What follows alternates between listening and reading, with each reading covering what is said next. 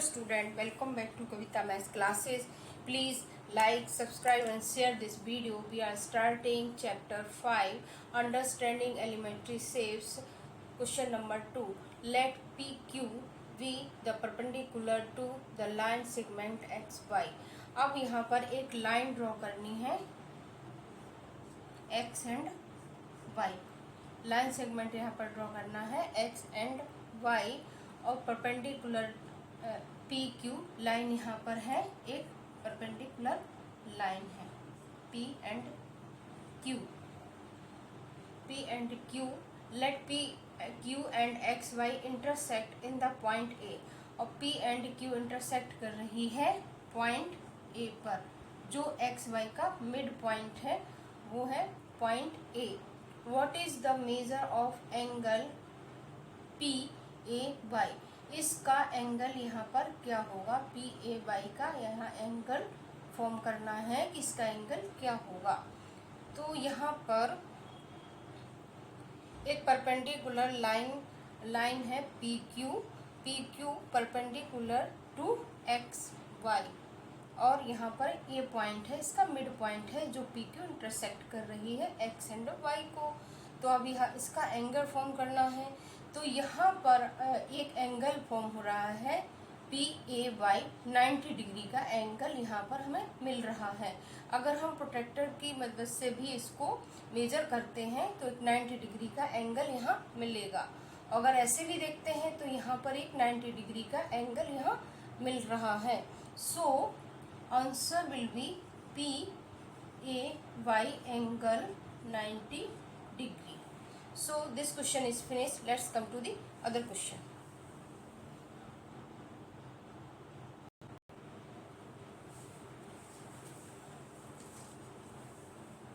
Now coming to the question number 4.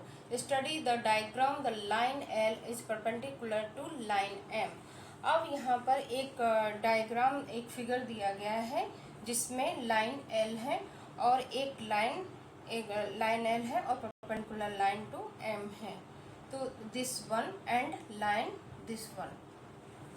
अब यहाँ पर ए पार्ट में बताना है इज CE इक्वल EG. ये पार्ट में यहाँ पर बताना है कि इज CE इक्वल EG. क्या CE EG के इक्वल है, यस या नो. तो CE कहाँ पर है, CE this one CE and EG E and G EG. तो अब यहाँ पर बताना है कि CE क्या EG के इक्वल है. तो पहले CE को देखते हैं, C एंड E. C और E में कितने यूनिट का यहाँ पर गैप है, 1 एंड 2. C जो है यहाँ पर वो 2 यूनिट का गैप है. CE में 2 यूनिट का गैप है एंड EG में E एंड G में 1 एंड 2. EG में भी 2 यूनिट का गैप है. तो C इक्वल होगा EG की. जब 2 यूनिट, C का गैप भी 2 यूनिट का है एंड EG का गैप भी 2 यूनिट का है, तो ये दोनों एक दूसरे के इक्वल होंगी. तो answer will be yes. Let's come to the other part. Now coming to the B part. Does P bisect CG. अब यहाँ पर बताना है कि P बाइसेक्ट कर रही है CG को. अब बाइसेक्ट होता क्या है, अगर हम यहाँ पर एक लाइन लेते हैं, एक दूसरी भी लाइन लेते हैं यहाँ पर A. इसको नेम देते हैं A एंड B. इसको नाम देते हैं A एंड B. इसको नाम देते हैं P एंड Q. तो ये जो PQ है वो एक AB लाइन को बाइसेक्ट कर रही है. बाइसेक्ट का मतलब है 2 इक्वल पार्ट में डिवाइड कर रही है PQ AB लाइन को. तो दिस इज बाइसेक्ट. तो अब यहाँ पर अब आते हैं क्वेश्चन पर. क्वेश्चन पर पूछा गया है does PE bisect CG. P means ये यहाँ पर P एंड E. ये जो PE लाइन है क्या वो C एंड G को बाइसेक्ट कर रही है. तो अब यहाँ पर ए पार्ट में डिस्कस किया था कि CE equal EG. CE equal है C एंड E इक्वल बराबर है E एंड G के.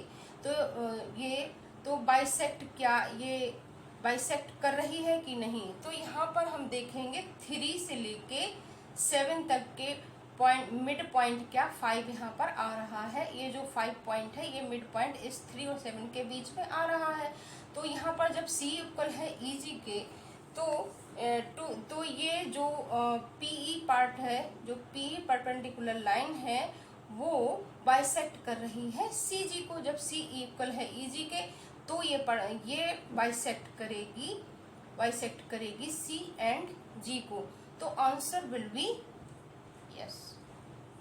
Let's come to the other part.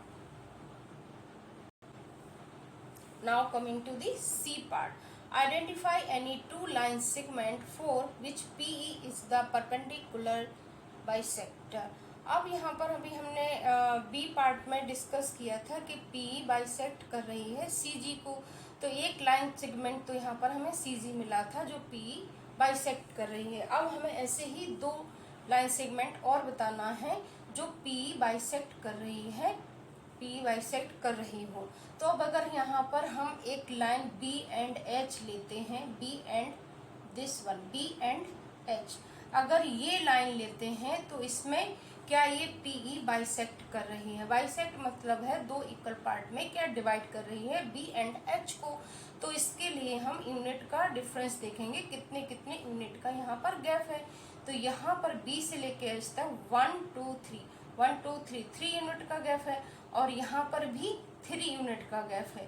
तो ये 2 इक्वल पार्ट में डिवाइड हो रही है और ये बाइसेक्ट कर रही है लाइन। तो आंसर विल बी एक बाइसेक्ट होगा B एंड H, एक लाइन सेगमेंट यहाँ पर होगी B एंड H। और दूसरी लाइन सेगमेंट अगर हम DF लेते हैं, D एंड F, D और F में कितने यूनिट का गैप है, यहाँ पर 1 यूनिट का गैप है D और F के बीच में।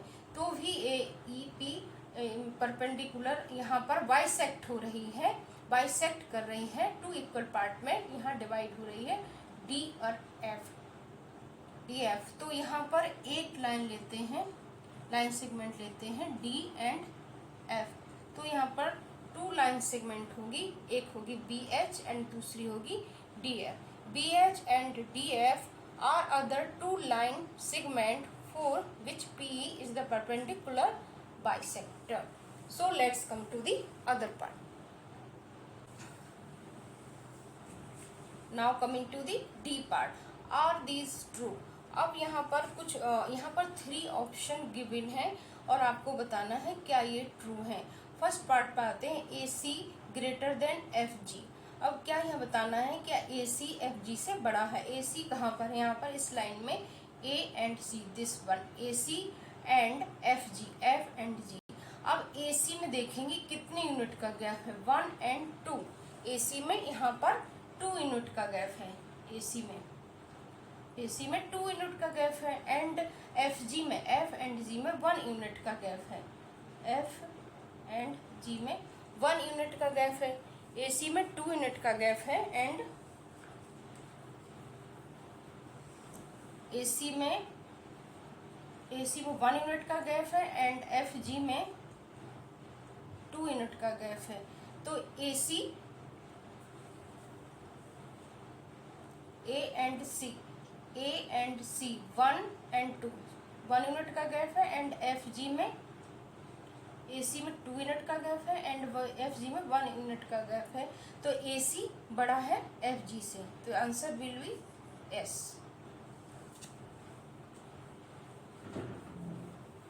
अब आते हैं नेक्स्ट पार्ट पर, CD इक्वल GH।